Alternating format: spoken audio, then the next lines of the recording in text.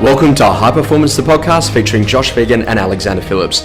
Alexander, today we're going to talk about a really important topic, which is the difference between the employee mindset and the owner mindset when you're in business. I think that for a lot of sales agents, they start to evolve into starting to think about what it might actually be like to be an owner. And there's a really different mindset because you've actually got that real drive and direction to want to be in real estate for a longer period of time rather than just trying to make it in today's deals. What can agents do to really start to think a little bit differently from just being an employee into actually being an owner in a business in the way that they work with people? Josh, I think it comes down to the actual agency themselves and how they've structured the agency and what sort of culture they want to build.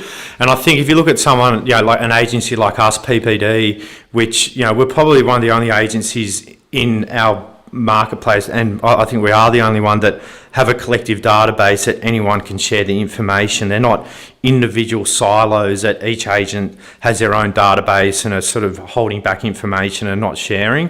Because I think obviously what that does is creates a team environment, plus you're benefiting the consumer, because that's what a real estate agency is about, is obviously giving them the best opportunity to sell their home where anyone can access the information. So if an agency is stepping into that mindset straight away, they're not thinking about obviously just themselves, but a team, and then helping them grow, that then they may become a business owner or own equity in that business themselves.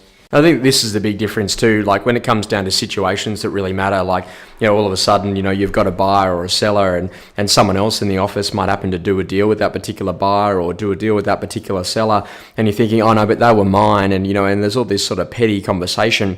When you're actually an owner, you kind of change your entire thinking on that, because you're now starting to think, well, hang on a second, what's actually the best thing for the client, what's the best thing for the firm, and then what's the best thing for me as an individual sales rep. And I think that changes the way about how you actually cross-share buyers onto other transactions, getting really good stock knowledge about what actually is in the marketplace, and so you actually service buyers better because you'll do more cross-selling around it. One of the big things too is that there's a big evolution, I think, when someone actually makes the decision to be a real estate agent for a career, as opposed to just, I'm just going to be in real estate and see how I go. What do you see is the difference from when someone makes that transition from saying, I'm just going to give it a go, to, this is definitely me and I can see myself doing this for the next 20 years? Well, I've never seen a real estate agent that has stepped into an agent role and make $1 million off the bat. Like, it takes at least 5 or 10 years. So that person that steps into thinking, as we've discussed in the past, Josh, it's a long game. And what I do now is what I'm going to benefit from in 3 months, 3 years time, and start building it up slowly and creating momentum and obviously perception of a great agent that has good ethics and knows exactly how to negotiate a deal and be willing to learn.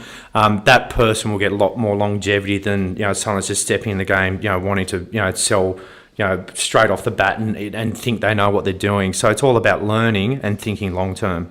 I think what actually happens here is that usually the big mindset shift is when you actually do become an employer yourself, when you put on your first assistant. And what I often see happens there is that sometimes someone will put on an assistant and then they get jumpy. Oh, this assistant made all these calls and they didn't book any appointments. But what they're not doing is taking that personal responsibility to say, well, hang on a second, this person's an extension of me. So maybe their dialogue isn't right. The questions that they're asking, the way that they're working with the customer might not actually be getting to that point of conversion. So really, in being that owner mindset, you start to think about how can I lift everyone up in the organization and really start to help them. And that might mean that you're turning up to other agents open for inspections, you're assisting on the day of an auction. If someone's going away on holidays, you put your hands up to be able to do open for inspections on their behalf and start to think differently about how you can really contribute on the inside of the business.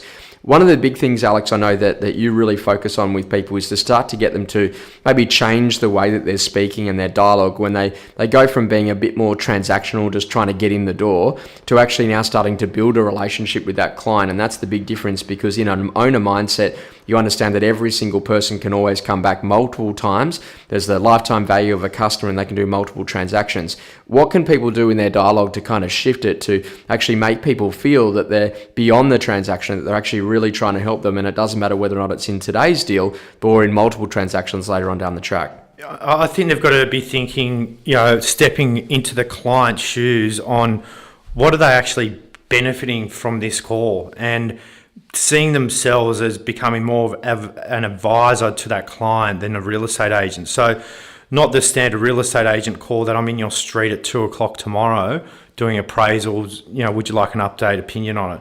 More the call that, hi, it's Alex, we've met before, just wanted to let you know we just sold number 28 down the street, went for 300 grand above reserve. What does this mean to you? Well, it means that obviously your value's increased, but we're expecting a change in the marketplace later this year because of these reasons. Okay, great, Alex, thanks. Can you please keep me up to date from time to time? So eventually, when you do these calls consistently, like I've done over the last 15 years, that the properties we're listing now, were calls that we made 10 years ago. You get to a point that they'll call you when they're ready, and you'll be the only one that they get to actually appraise a property, and that relationship's been built that they feel obliged to use you.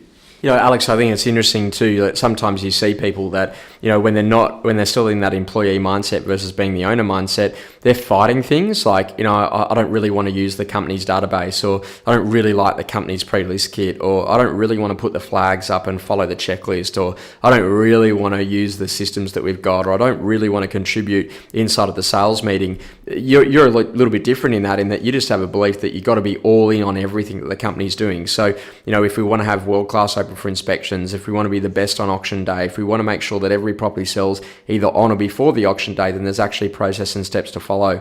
How important is it for an agent to just go all in the way that your agency actually does work and the types of systems that your agency uses? Well, it's a proven formula that we know works well, and hence how quickly our business is growing. But at the same time, we're always learning, adapting to it, and realizing, okay, there's a mistake there, let's change this, or let's change this marketing.